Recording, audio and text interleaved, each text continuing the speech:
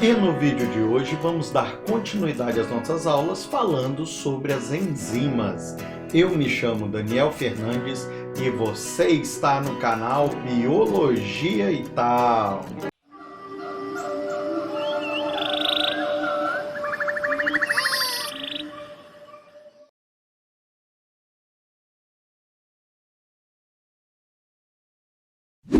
Bem, pessoal, e o pH? Como que ele vai influenciar, então, essas enzimas? É o seguinte, nós também temos um pH ótimo para cada enzima. Isso daí, só no nosso corpo dá para eu te explicar perfeitamente. Presta atenção aqui, ó. Seria aquela mesma ideia da temperatura. Se cair no Enem, numa prova de vestibular, alguma coisa relacionada sobre esses fatores que influenciam as enzimas e colocarem tanto o pH ou a temperatura, gente, o gráfico é o mesmo.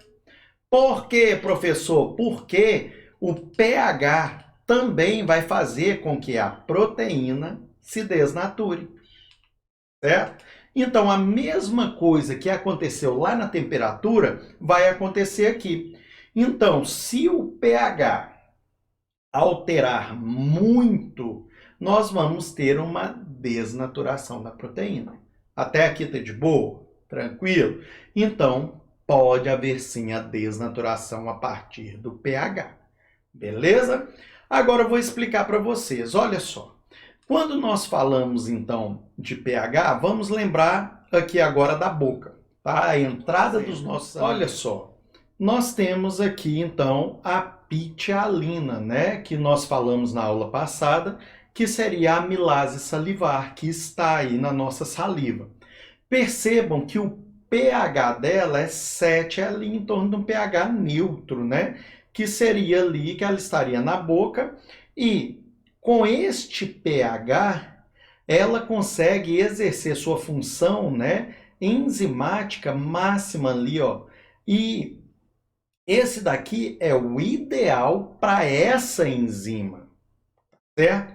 Agora, quando nós descemos um pouco, quando nós chegamos no estômago, nós sabemos que o estômago é ácido, então nós temos aí um pH de 2, é muito ácido. Neste momento, nós temos a pepsina atuando e o pH ideal para essa enzima é 2, é muito ácido mesmo, tá certo?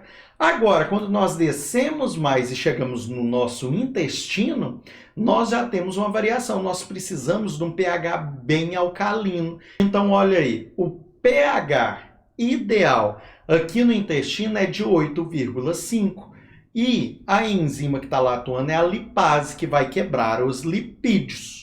Beleza? De boa até aqui? Então, só com esses 3 exemplos, só dentro do nosso corpo, deu para te explicar o pH ideal de cada tipo de enzima. Beleza? Olha só, concentração do substrato também vai entrar então aqui no nosso assunto. Quanto maior a concentração do substrato, maior será a velocidade da reação. Mas é o seguinte, existe um ponto de saturação. Então, se vocês virem este gráfico, ele já é diferente do gráfico da temperatura e do pH. Presta atenção aqui, ó. Aqui, então, nessa linha de baixo, nós temos a concentração, então a quantidade de substrato, tá certo? E lá nós temos a atividade enzimática. Vai subindo, subindo, subindo a concentração do nosso substrato, e a atividade enzimática vai aumentando também.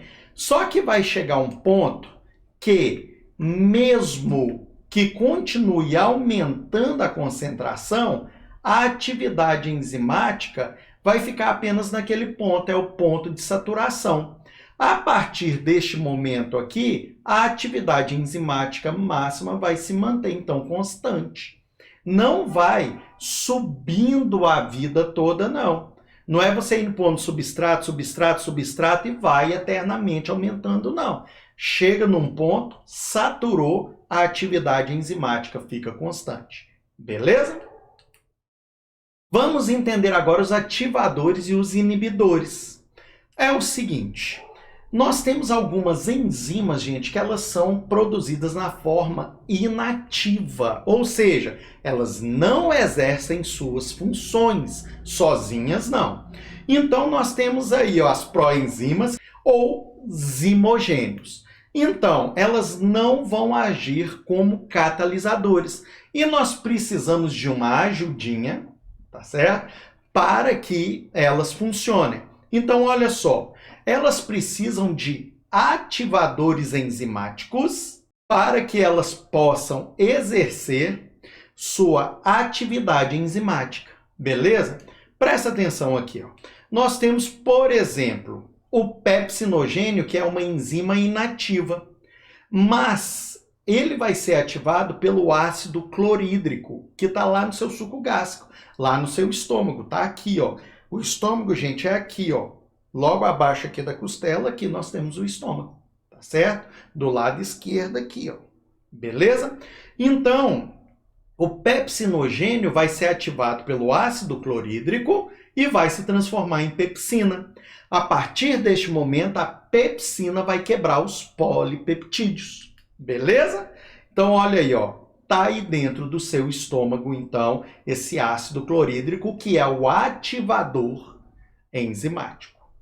Beleza?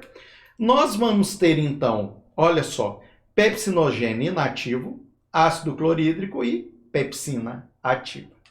Nós vamos ter também outro exemplo aqui, gente, são de inibidores. Então, algumas substâncias elas podem bloquear ou inativar a ação das enzimas. Algumas substâncias podem ser permanentes e outras transitórias. Então, presta atenção. Essas substâncias nós chamamos de inibidores enzimáticos. Observa aqui, nós vamos ter uma enzima mais um substrato. Nós vimos então que esses dois vão formar então um complexo, né? Nós temos aqui um substrato, né? E eles vão formar então o complexo enzima-substrato. Aí nós temos então esse substrato encaixado com a enzima, né? A enzima, gente, vai ser esse azulzinho, beleza? Então, esse substrato se encaixou na enzima, complexo enzima-substrato. E nós vimos que isso pode acontecer inversamente, essa reação aí. Se você tiver dúvida, assiste às aulas passadas, tá certo? Olha só, aliás, a aula passada em que eu falei de enzima. Então, nós temos então a enzima mais o produto, que nós vimos que a enzima não se desgasta. Agora, se essa enzima se ligar ao inibidor, o inibidor então, gente, vai ser esse aí, ó. Percebam que ele tem aí uma parte que é idêntica à parte do substrato que se encaixa na enzima. Então, se isso acontecer a ligação dos dois, nós vamos ter então o complexo enzima inibidor.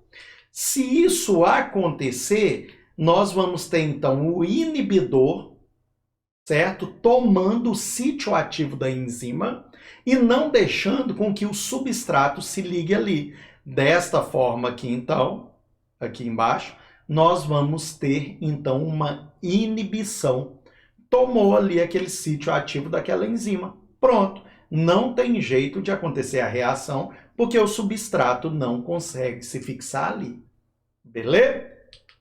Aqui então, nesse caso, quando o substrato e o inibidor estão competindo pelo mesmo sítio ativo da enzima, nós vamos ter uma inibição competitiva. Beleza? Olha só, gente, dar um exemplo para vocês que é muito perigoso, né? O cianeto. O cianeto, gente, ele vai inibir uma enzima que se chama citocromo oxidase. Essa enzima, ela está trabalhando ali juntamente com a respiração celular. Se não tem respiração celular, não tem ATP, não tem energia. Então, morte, não tem mais o que falar. Então, se essa enzima for inativada, as células vão parar de realizar a respiração, e vão morrer. Vocês já devem ter visto, gente, então essa aí seria a molécula, né, do cianeto. Você já deve ter visto naqueles filmes de detetive, de espião, aliás, né, em que eles têm aquela pílula de cianeto que eles ficam escondendo dentro da boca. A hora que o cara pega eles, ele morde ela, pronto, morre na hora. Então, o cianeto, ele realmente leva a óbito e não demora muito não, tá certo? Olha só, nós utilizamos esses inibidores a nosso favor, é claro, né? Porque eles são utilizados para combater micro-organismos que causam doenças. Por exemplo, nós temos um antibiótico penicilina, que ele vai agir na proteína e vai inibir uma enzima que é responsável pela formação da parede celular dessa bactéria. Desta forma, ela vai ficar enfraquecida e vamos ter a possibilidade de exterminá-la mais rapidamente. Tem uma aula que eu estou explicando sobre antibiótico e bactéria, tá aqui no canal. Eu vou deixar o link aqui para você que é do YouTube e vou deixar o link lá na descrição para você que está assistindo na Costa TV, beleza? Bem, pessoal, se vocês gostaram mesmo dessa aula, já deixa aí aquele like. E caso você ainda não seja inscrito no canal, já aproveita e se inscreve e ativa o sininho de notificações. Sabe por quê? Toda semana eu dou continuidade às aulas aqui no canal, beleza? Obrigado a você que assistiu esse vídeo até o fim. Um grande abraço a todos, fiquem com Deus e até a próxima!